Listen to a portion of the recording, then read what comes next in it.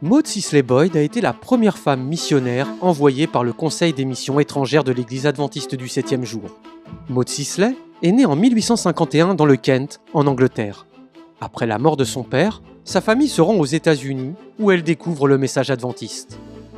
Une visite de James et Ellen White les convainc de s'installer au siège de l'église à Battle Creek, dans le Michigan. Maud était membre adventiste depuis 10 ans lorsqu'elle fut appelée à servir comme missionnaire. En 1877, elle partit pour l'Europe, où elle servit en Suisse et en Angleterre.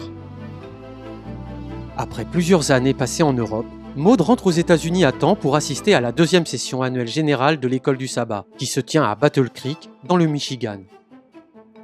Elle y rencontre un autre participant, le veuf Charles L. Boyd. Le couple se marie en 1879 et a 2 filles. Les Boyd ont fait partie du premier groupe de missionnaires adventistes au Cap, en Afrique du Sud. Tragiquement, leur plus jeune fille, Ethel, mourut à l'âge de 3 ans et demi en Afrique. La famille resta en Afrique pendant 4 ans environ avant de retourner aux États-Unis. Ils sont arrivés à temps à Battle Creek pour assister à la session de la Conférence générale de 1891. Lors de cette session de la Conférence générale, Charles fut nommé président de la Fédération de Tennessee River, située à Nashville, dans le Tennessee.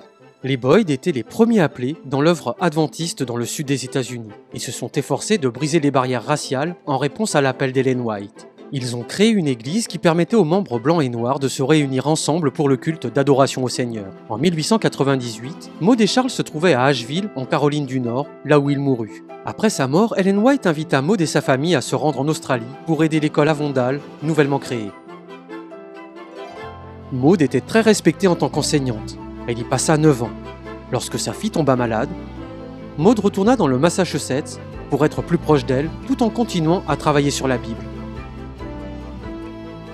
Au cours des 17 dernières années de sa vie, elle a enseigné la Bible dans les sénatoriums de Loma Linda et de Glendale, en Californie. Elle a passé une année scolaire à enseigner au Oakwood Junior College, en Alabama. Après la mort de sa sœur, elle retourne en Australie pour vivre avec sa fille Ella.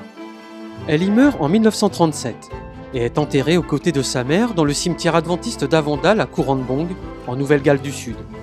Maud Sisley Boyd a passé sa vie au service des autres et son héritage perdure encore aujourd'hui. Pour plus d'histoires sur les missionnaires pionniers, visitez le site encyclopédia.adventiste.org.